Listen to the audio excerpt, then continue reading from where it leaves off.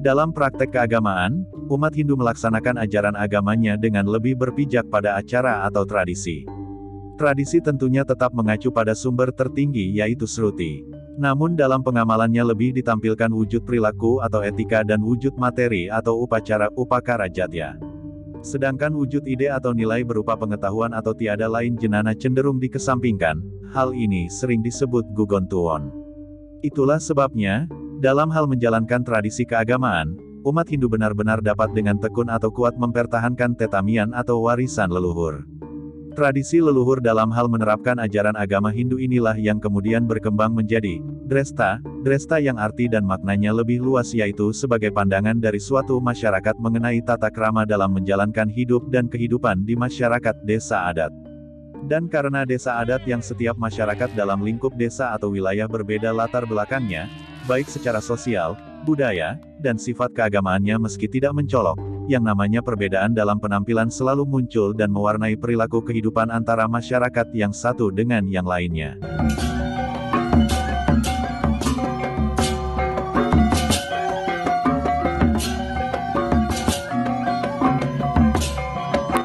Muncullah istilah pembenaran untuk suatu perbedaan itu seperti Desa Kalapatra, Desa Mawacara dan Desa Mawatata.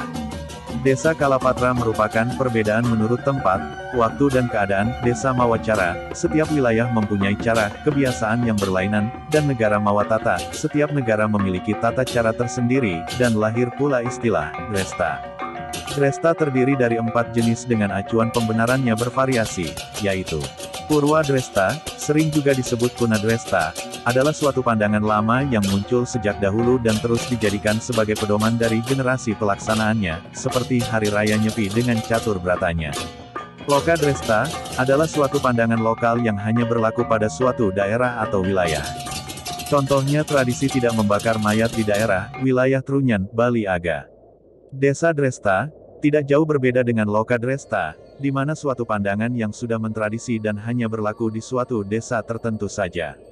Misalnya tradisi musabah umumnya dilakukan di desa-desa Bali Timur, sedangkan di Bali Barat tidak begitu lumrah. Sastra Dresta, merupakan suatu pandangan yang dasar pijakannya adalah sastra atau pustaka-pustaka agama yang mengacu pada kitab suci Weda. Misalnya, Manawadharma Sastra, Sarasamuscaya, Bhagavad Gita dan kesusastraan suci lainnya. Termasuk juga lontar-lontar yang berisi petunjuk praktis dari pelaksanaan upacara yatnya.